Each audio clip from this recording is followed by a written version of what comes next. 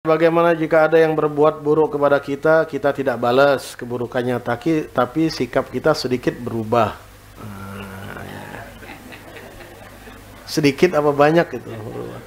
Kalau mulai berkurang, ketemu nggak pakai lagi senyum, itu banyak itu, bukan sedikit itu.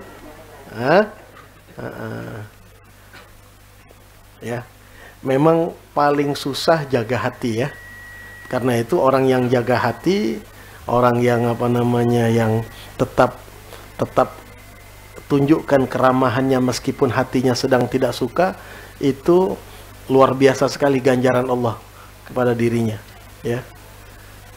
Malah justru kadang-kadang orang yang tidak dia sukai, yang dia benci itu malah justru nomor satu disebut namanya waktu dia sholat, waktu dia berdoa didoakan dengan kebaikannya berat. Tapi disitulah letak dia melawan hawa nafsu ya. Jadi dari yang dulu sangat baik sekarang jadi biasa aja ya. Nah, berarti berubah namanya ya, berubah ya. Berubah tapi berubahnya tidak ekstrim ya. Nah, yang nanti ada tingkatannya masing-masing ya, ada tingkatannya masing-masing. Artinya kalau seperti ini orangnya masih proporsional lah ya, masih bersikap adil ya. Yang nggak boleh itu kita bersikap zalim, itu yang nggak boleh ya. Dia jahat, kita jahatin lagi, malah lebih jahat lagi kita dari dia. Akhirnya kita terbawa iramanya dia ya, terbawa iramanya dia. Jadi gimana ya, sudah, kalau memang kita belum bisa balas keburukan dia dengan kebaikan, paling tidak kita tahan diri kita, jangan berbuat jahat. Termasuk salah satunya jangan berbuat jahat itu, jangan ngomongin dia di belakang. Ya, ada orang jahat sama kita nggak balas. Ya, tapi kemana-mana kita cerita, itu si fulan nggak tahu terima kasih, saya sudah begini, jangan deketin. Nah, ini sama saja nih, malah justru menghabiskan pahala kita. Ya. Malah justru menghabiskan pahala kita. Udah kita dirugikan dengan kejahatan dia, habis pula pahala kita kasih ke dia. Ya. Nah, karena itu kita harus lebih ekstra lagi. Nah, jadi ada lagi yang baik itu yang namanya muhsin. Jadi ada muhsin, ada adil, ada zalim, ya, ada laim. Itu tingkatan dalam pergaulan. Ya. Kalau laim itu orang yang kalau bahasa kita, air susu dibalas air tuba, air racun. Wong ngenjuk banyu susu, balasnya dengan banyu racun. Nah, ini balas kebaikan dengan keburukan. Ini orang yang tidak tahu balas budi. Dalam bahasa Arabnya disebut laim. Ya. Nah, ada lagi orang yang namanya adil. Kalau adil itu dia baik, kita balas baik. Jadi dia baru mau kasih orang kebaikan kalau orang itu buat baik dulu. Ini sama saja hubungan bisnis nih, ya, kayak customer service, ya, model seperti ini, ya. Senyumnya ada, kalau kita ada kendak supaya barang laku. Kalau ada kira-kira nak beli, sudah dicemberutinya kita. Nah, yang model seperti ini namanya adil, ya. Nah, baik dibalas. Kalau buruk, dia balas dengan keburukan yang sama, ya. Nah, kalau yang adil ini tipenya selalu mencari pengacara dia, ya, selalu cari polisi. Ini tipe pengejar keadilan, ya. Oh, saya nggak terima ini. Kalau maaf sih saya maafkan, tapi ini urusan harus tetap dibawa ke hukum gitu. Maaf, saya maafkan. Ya, kalau sudah maaf ya sudah, ya.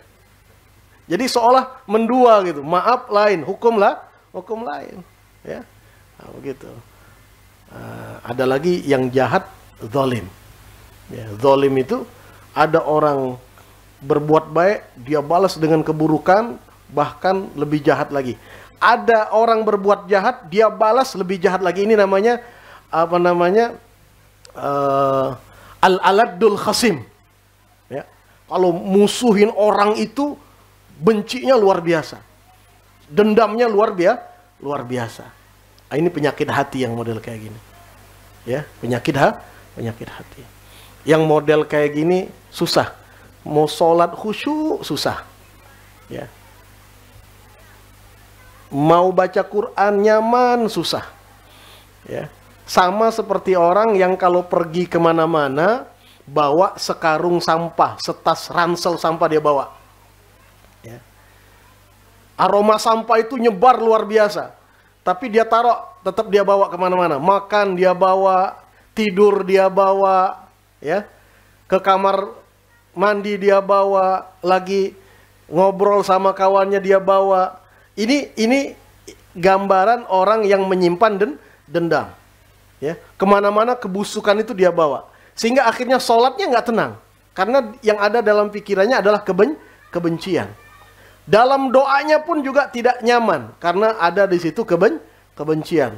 Bahkan dalam takbirnya pun. Ya, takbir Allahu Akbar. Tapi yang ada adalah kebencian. Duduk sama teman nggak nyaman. Karena orang lain diajak mencium kebusukannya. Ya, nah orang yang seperti ini zalim. Ya, orang yang seperti ini zalim. Ya, dan zalim itu zulumat yaumal qiyamah, akan jadi kegelapan nanti di hari kiamat. Dengan alasan apa? Dengan alasan saya ingin menuntut keadilan. Karena itu dalam Islam, ya, keburukan kalau ada orang buat jahat boleh kita balas, tapi dengan kejahatan yang sama, jangan lebih. Jangan lebih. Al-ainu bil ain. Dia congkel mata, cukup congkel mata saja. Jangan kemudian dicincang mukanya. Ya, kan begitu. Dia lukai tangan, boleh. Hukumnya di dalam Islam. Kita lukai juga tangan. Setelah tentunya melalui pengadilan. Karena itu ada dalam surat Al-Baqarah itu ada masalah kisos. Ya, wa nafsu bin nafsi. Ya, kalau dia membunuh, boleh dibunuh juga. Tentunya setelah sidang pengadilan. Jadi nuntut keadilan dengan tapi tidak boleh melampaui batas. Karena itu, supaya jangan masuk dalam kelompok mu'tadin, kelompok zalimin yang melampaui batas, Allah tawarkan opsi lain. Apa penawaran Allah? Wa anta'fu. Kalau kalian memaafkan. Kalau kalian lapang hati, itu lebih dekat dengan ketakwaan. Lebih baik. Karena orang kalau maafin, hatinya lapang. Lepas bebannya. Ya. Beban dia, kemudian juga beban orang tersebut, kan begitu, ya. Dan nanti urusannya di hari kiamat nggak panjang kalau sudah selesai di dunia. Kalau nanti dibawa sampai ke akhirat panjang, jangan dipikir mudah, sudahlah kayak kita ketemu di akhirat beh. Jangan, berat itu. Beratnya apa? Kalau kita masuk surga, urusan kita dengan dia belum selesai, dia di neraka, kita harus tunggu dulu, nggak bisa masuk surga ini. Beresin dulu urusan dengan dia ini. Lama, bertahun-tahun, nggak tahu kapan. Jadi terhambat langkah kita menuju surga. Ya. Karena itu kadang-kadang kita juga ngeri kalau ada orang bilang, ya sudahlah pokoknya saya maafkan kamu ya saya maafkan. Mudah-mudahan kita nggak ketemu di dunia dan akhirat. Wah, kacau juga yang model seperti itu. Dia nggak pengen lagi ada urusan sama kita. Ya kan begitu. Saya sudah maafin udah. Kalau bisa nanti jangan ketemu lagi dunia akhirat, kita selesai. Supaya nanti di akhirat supaya nggak ada urusan lagi sama dia. Nah, gitu ya. Nah, ada yang model kayak gitu. Ya. Jadi yang baik itu yang mana? Level muhsin. Dan kita dianjurkan muhsin. Belajar bersikap ihsan. Yang baik kita lebih baik lagi. Yang buruk kita tetap baik. Ya. Nah, jadi dan pujian Allah itu luar biasa kepada orang seperti itu. Nah, tinggal kita mau ambil bagian yang mana. Kalau kita merasa cukup, yang penting saya posisi aman lah. Saya balas keburukan dia, saya tidak mau berbuat zalim sama dia, cuma rasa-rasanya kalau nak deket lagi nak baca misalnya. Hati ini sudah terluka, gitu. Ya, hati sudah terluka. Pakai dalil kullu juruhat lahat ta'am wala yalta'im majuriha alal lisan. Ya. Setiap luka ada obatnya kecuali luka ya yang ada di hati karena lidah. Sudahlah ya, kita biasa-biasa be. Cuman biasa-biasa be balik kejujuran kita deh. Tapi alangkah baiknya kalau kita belajar. Karena orang yang kuat itu, kata Rasulullah, orang yang tangguh itu bukan orang yang pergi ke bukit-bukit, ke lereng bukit kemudian dia ibadah kepada Allah. Tidak ada urusan dengan manusia. Itu bukan orang yang tangguh, ya. Dia kerjanya ibadah siang malam, nggak berinteraksi dengan manusia, tidak bergesekan dengan manusia. Bukan itu.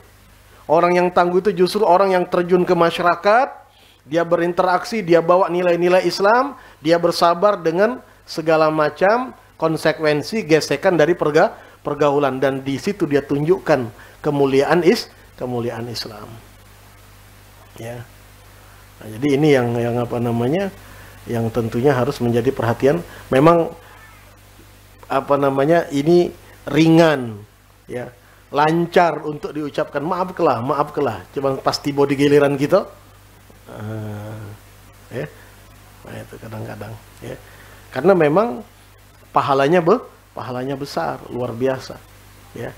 Ya, karena itu kemarin kalau kita suka maafin orang, berlapang hati dengan orang, itu harapan kita apa? Mudah-mudahan Allah juga mudah memaafkan kita. Itu saja, sederhana.